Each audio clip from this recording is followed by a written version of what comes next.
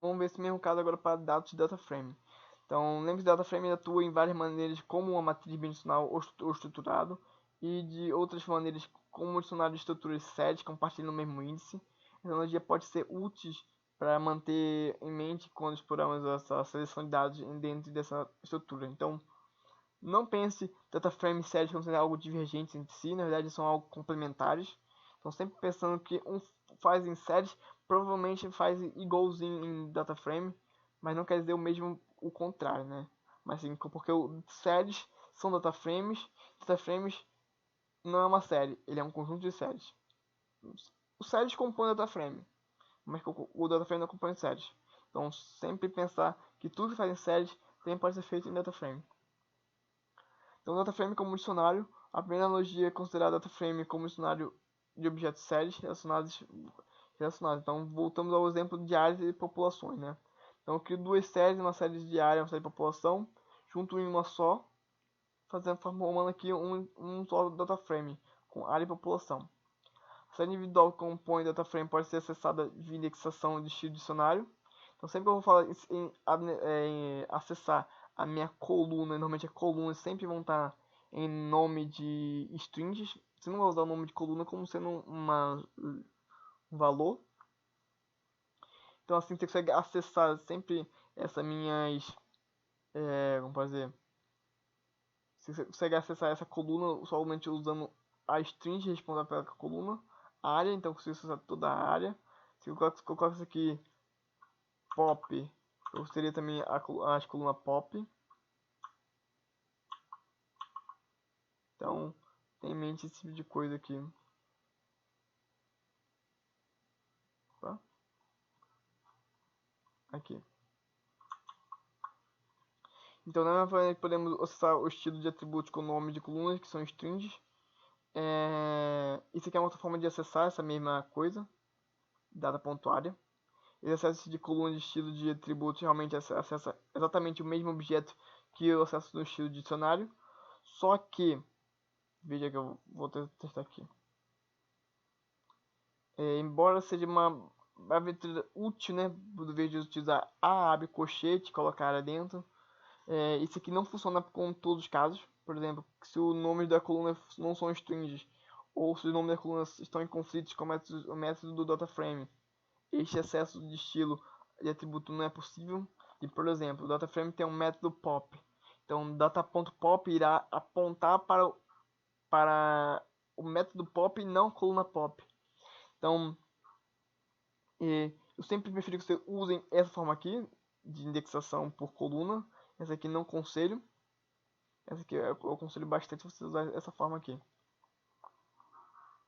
Então, em particular, você pode evitar a tentação de tentar atribuir uma coluna via atributo, ou seja, data colchete pop igual a z, ao invés de data.pop igual a z.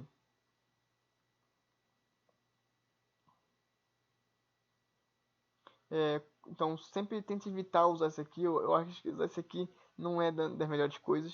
Sempre gosto de usar essa forma aqui, que é, para mim é melhor.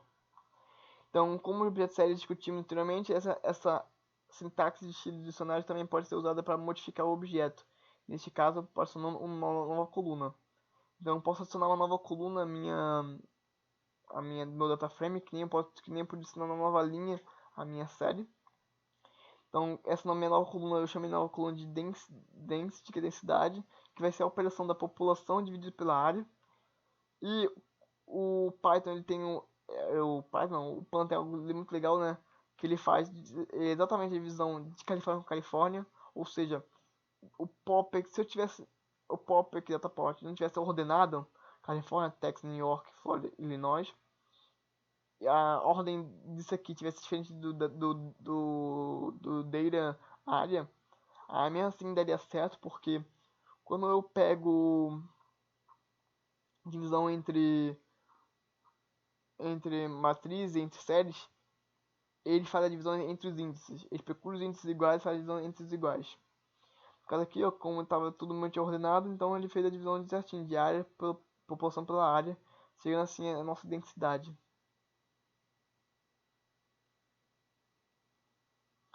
Então, podemos pensar também data frame como matriz bidimensional, bidimensional. Como mencionado anteriormente, também podemos ver a data frame como uma matriz bidimensional aprimorado. Podemos examinar a matriz de dados básicos brutos usando o atributo values. Então, como eu fiz lá em sed, posso usar o values para acessar os valores do data, que volta como array. Só que como no caso o data aqui ele tem três colunas, né? Então ele tem aqui diversas listas, né? Arrays com diversas cada um com a sua coluna, né? Essa aqui é a coluna da área, a coluna do pop, a coluna da densidade. Aqui, ó, veja que o primeiro aqui, ó, pertence a uma lista, né? A uma linha. Esse aqui pertence a outra linha, esse aqui pertence a outra linha. Cada um pertence a uma linha diferente. Consequentemente, muitas observações familiares semelhantes à matriz podem ser feitas no próprio dataframe. Por exemplo, podemos usar eu transpor todo o dataframe para trocar linhas e colunas. Isso aqui, como esse aqui é uma matriz bidimensional, matrizes bidimensionais podem ter a função de transposição. Para quem não sabe, é somente eu inverter linhas com colunas, como eu falei aqui. E como aqui agora, tudo que eu tinha como linha virou coluna, o que eu tinha coluna virou linha. Quando trata-se de indexação de objetos de dataframe, no entanto, está claro que a indexação de colunas no estilo de dicionário impede essa capacidade de simplesmente tratá-la como matriz NumPy.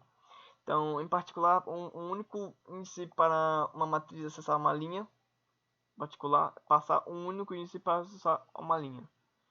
Então aqui veja, botei dados.values e como o values ele me traz diversas minhas linhas, né?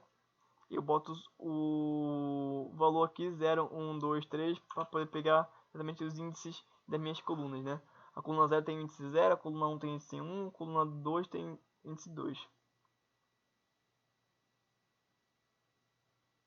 Não, aqui é o desculpa, aqui é data.values 0, né? É frente à linha, né? Então eu teria que colocar aqui também 1 para poder conseguir acessar a minha coluna.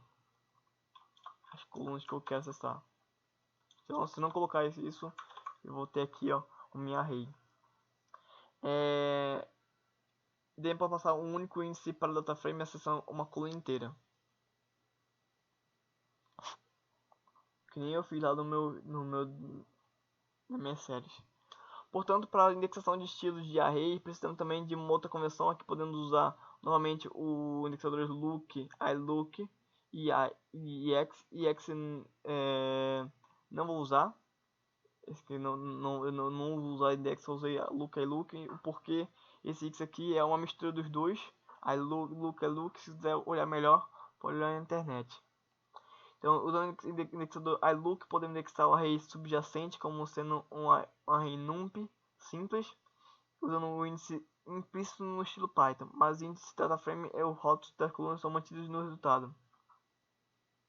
Então, aqui usando o iLook, eu posso acessar linhas e colunas. Veja aqui a linha, aqui a coluna. Então eu quero acessar todas as linhas de 0 até antes de 3 e de 0 até antes de 2.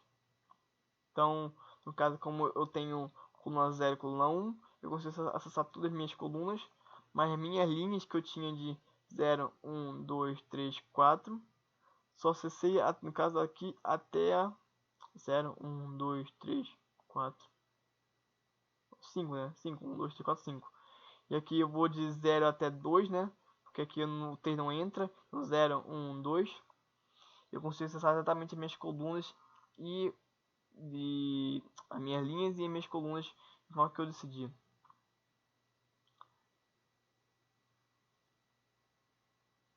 Então, da mesma forma que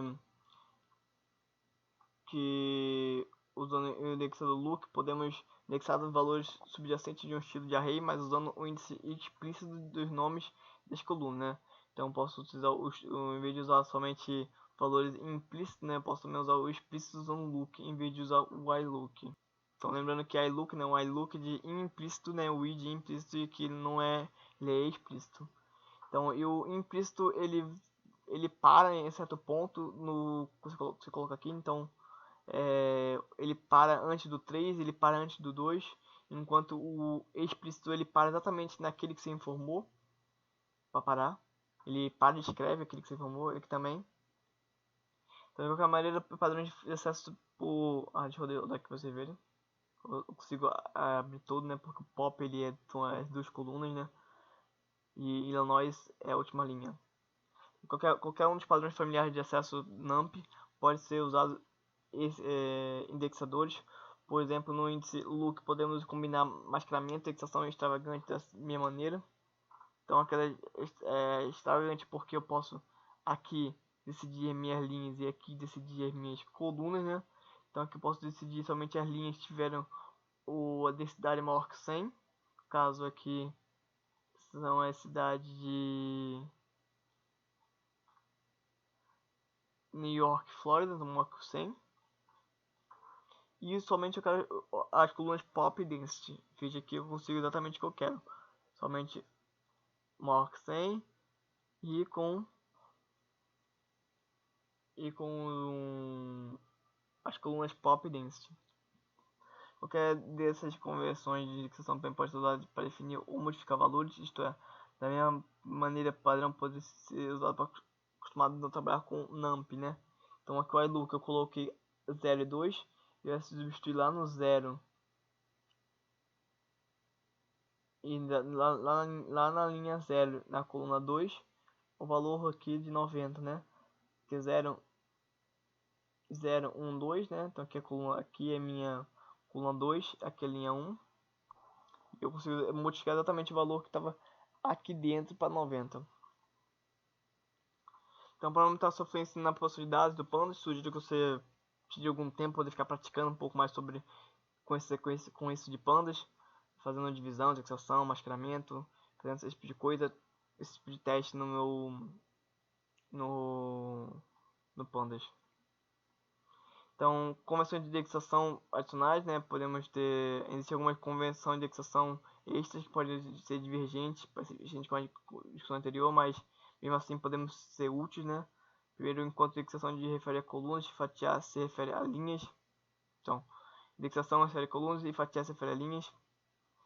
Nesse caso aqui eu estou fatiando, eu sempre faço fatiando, eu sempre estou referindo a minhas linhas, fora de Illinois. A fatiamento pode ser feita por linhas, por números, né? Em vez de usando o iLook e o look, né? Da forma que a série é feita, né? Que agora usando o índice aqui implícito, né? Que eu usei o explícito e que eu usei o implícito. Da mesma forma que operações de mascaramento também podem ser interpretadas para uma só coisa, né? Então, ao invés de usar linhas e colunas, só pode usar somente as linhas, né? Pegar todas as linhas como maior que 100. Então, peguei a linha inteira, né? Que tem densidade maior que 100. As duas convenções são praticamente semelhantes àquelas de matriz de NumPy, embora não se possa encaixar precisamente no molde das convenções do Pandas, são, no entanto, bastante úteis na prática. Então, assim, não gosto de fazer isso. Eu gosto quando eu uso iLook e Look, né? Sem eles eu não gosto de usar. Então, eu aconselho vocês a usar o NumPy ou não usar o Pandas ou as séries, sempre usar o iLook e Look, porque é essencial, né? Essencial para poder não ter erros sobre o índice implícito e os índices explícitos.